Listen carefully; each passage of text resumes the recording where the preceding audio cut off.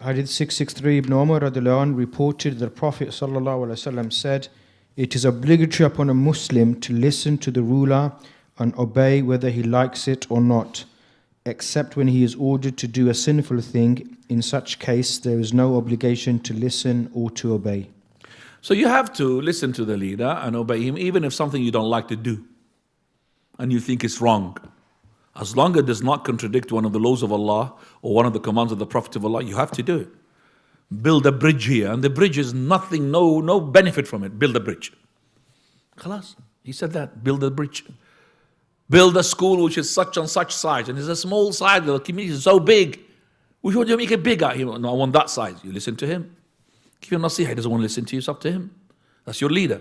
But if he said to you, build a church, build a club, a nightclub, that's you don't really obey him because it's against Allah and His Messenger.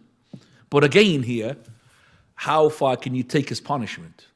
If you can, then do it. If you can't, and you're going to be taken away from your deen, then you still have an option, like Ammar ibn Yasir had an option.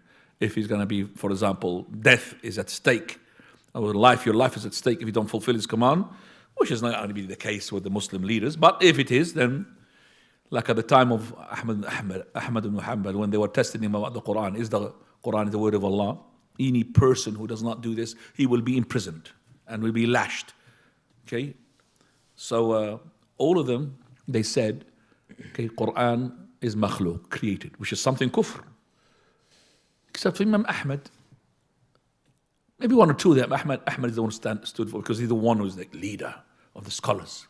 And the Khalifa, Al-Wafiq, he was after him.